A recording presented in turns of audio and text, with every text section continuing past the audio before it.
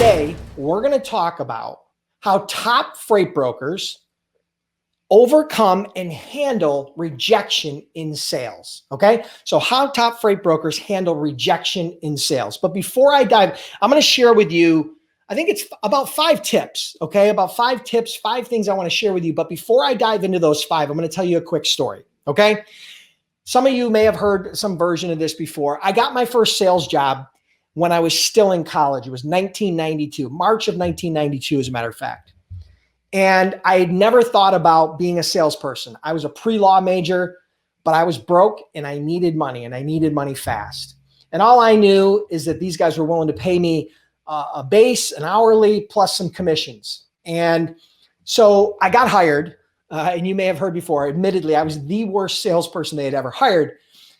One of the challenges, the first challenge that I faced was dealing with the fear of rejection. I remember my first day vividly. I remember it vividly. I can still picture the desk. I can still picture the phone. It's that ingrained in my mind.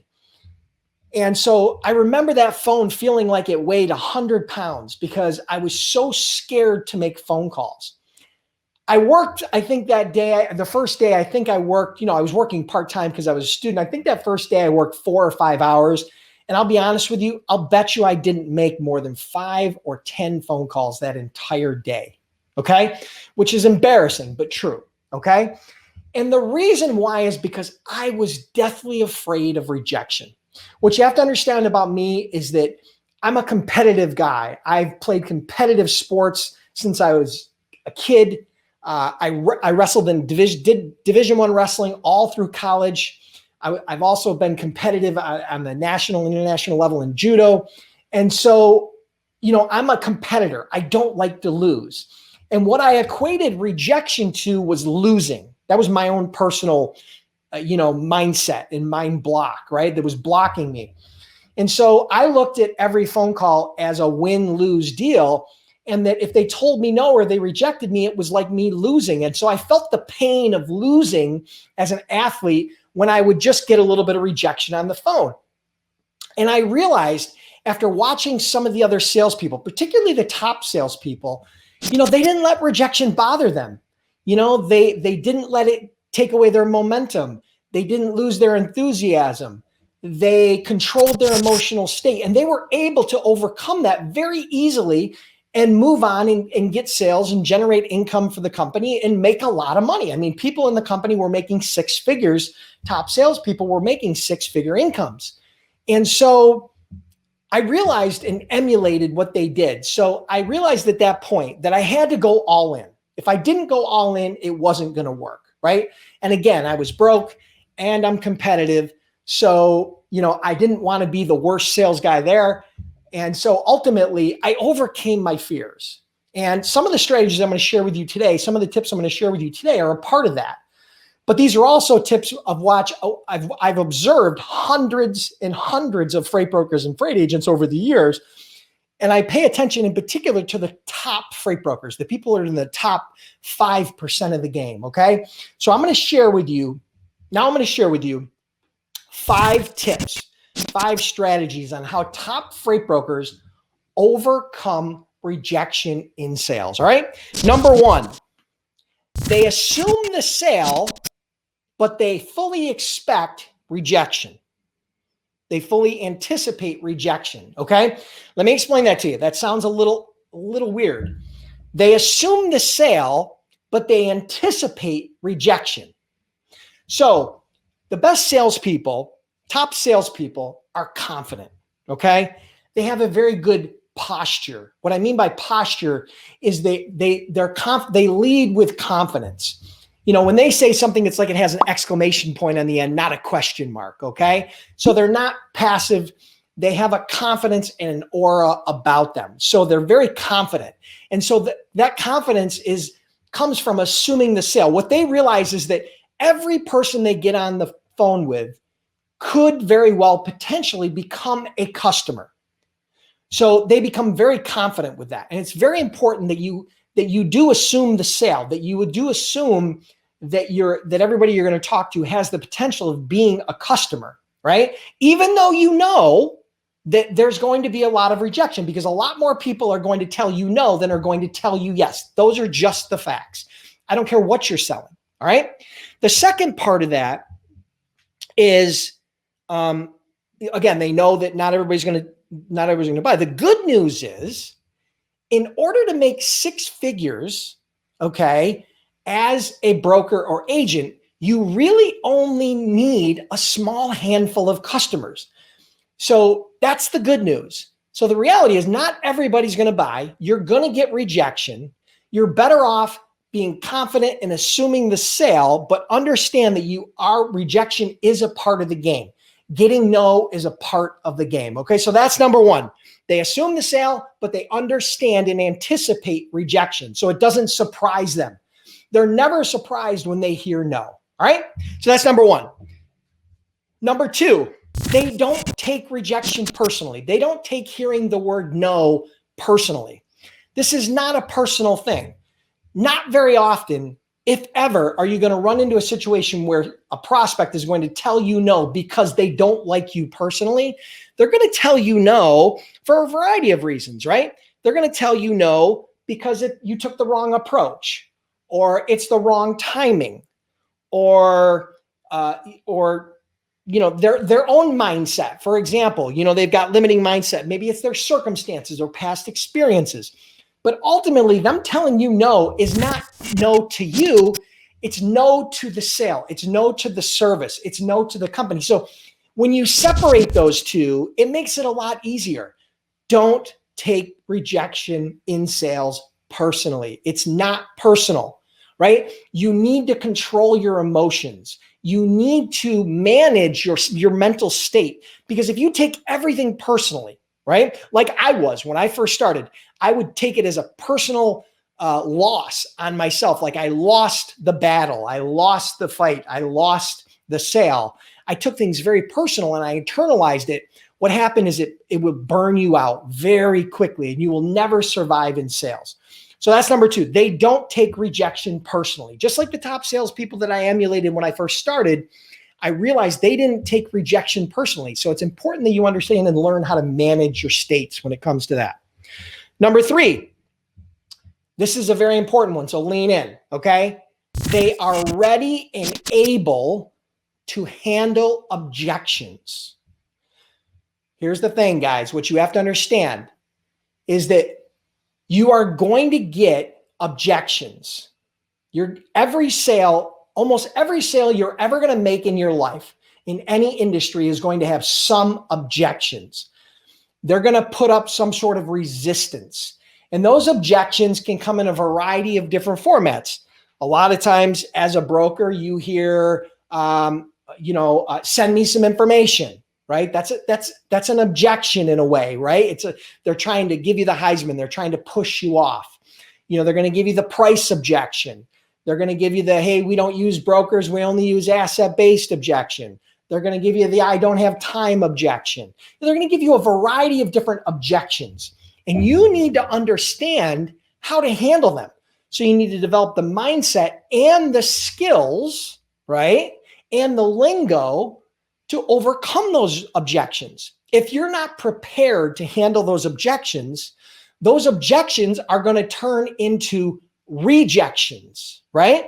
So the best way to overcome rejection is to overcome the objection first, okay? And I'm not trying to get too heady or crazy here, but I want you to understand that objections are going to be a part of the game. So you have to understand how to overcome the most frequent objections. Very important.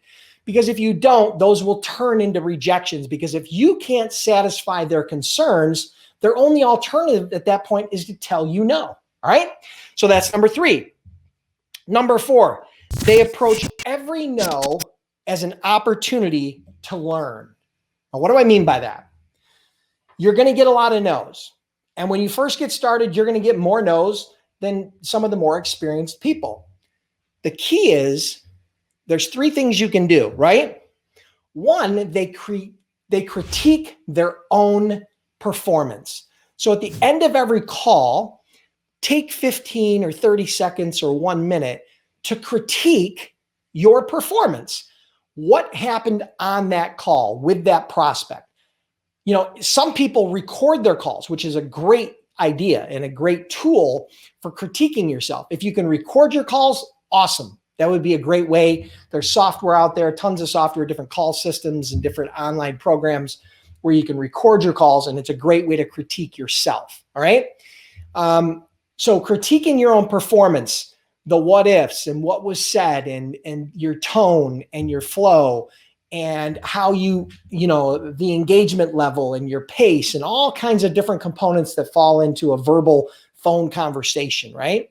And so number one, they critique themselves. Number two, they ask their peers to critique them, their managers, other top performers, other people that are new to them, right? So they're not afraid to get critiqued by their peers, right? They're not afraid to get advice. They're open to being coached, right? And then number three is they make the necessary changes. So based upon what they observe or what they hear, they try new things. They adjust, they adapt, they overcome. And that's an important part of this self-evaluation, right? Of evaluating your performance, right? So the fourth one, again, is they approach every opportunity and every phone call as a way to learn.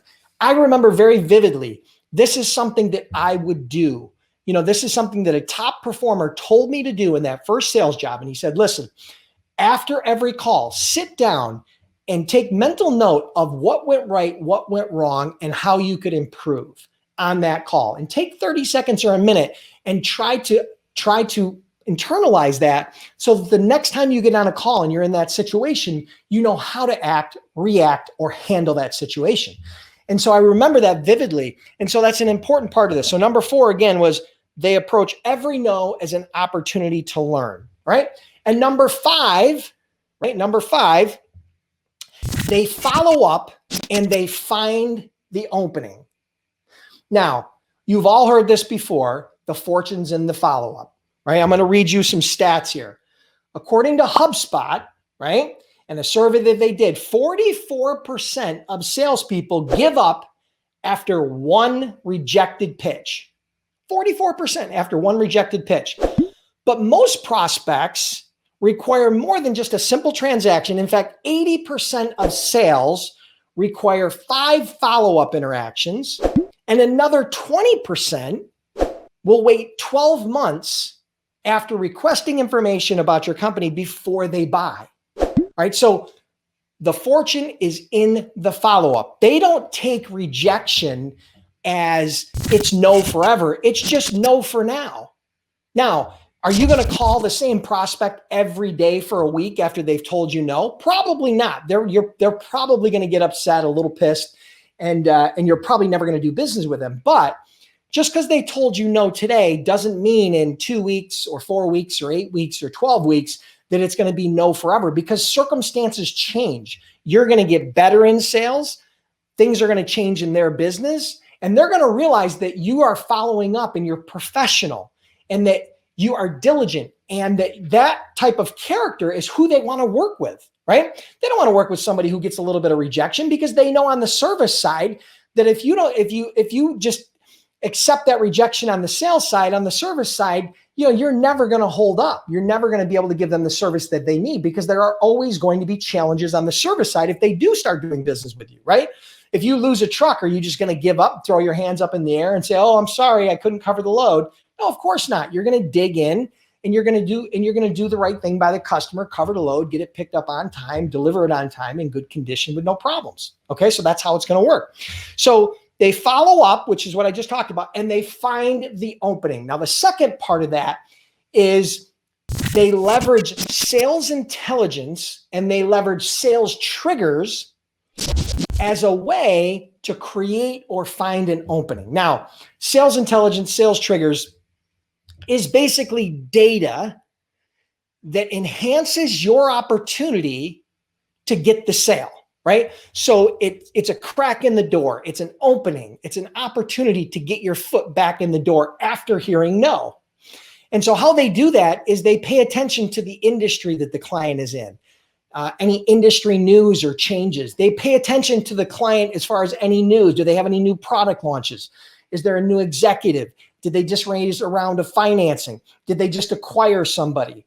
right? Did they just have a record year or a record quarter, right? They watch what's going on inside of those prospects. They monitor that activity. And then what happens is when the opportunity comes, when that piece of data that opens up the door, that sales trigger happens, they use that sales trigger as a way to reach back out to that prospect, start a conversation, and re-engage them in the sales process, okay?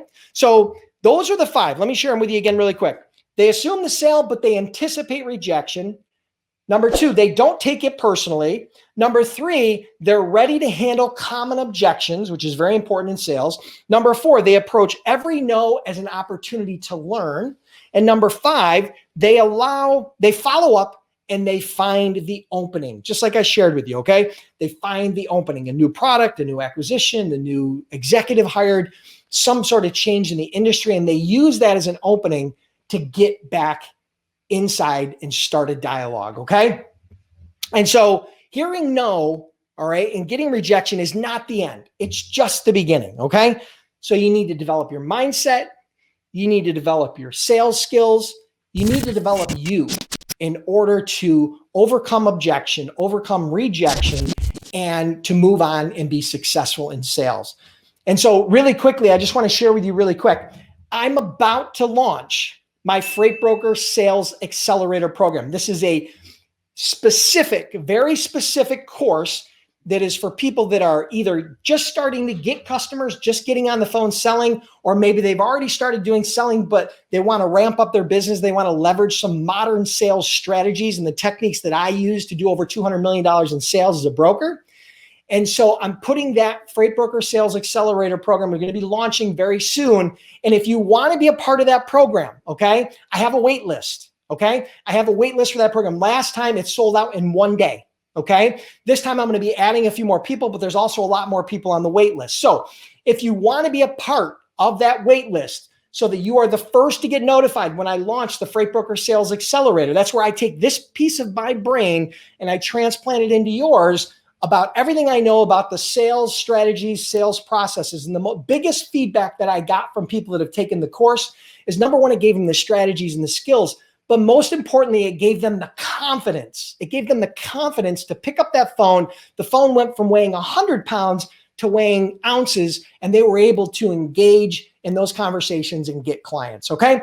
So if you want to be on that wait list, go to freightbrokerbootcamp.com/FB sales. Very simple. freightbrokerbootcamp.com/FB sales. That's where you can get on the wait list.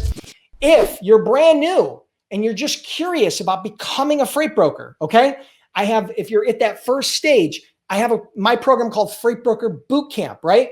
Which is where we've trained over 8,000 students. We have a 60-day, 100% money back guarantee, and it teaches you how to go from 0 to starting to get customers, get your business set up and running and starting to get customers and making positive cash flow in that introductory course of freightbrokerbootcamp.com. If you're new and you haven't went through Freight Broker Bootcamp, check that out. If you're trying to compile information on Google and YouTube and trying to fit it all together and you want to expedite that process, the entire course is there for you. Just go to freightbrokerbootcamp.com. Okay? Thank you for joining me. I truly appreciate it.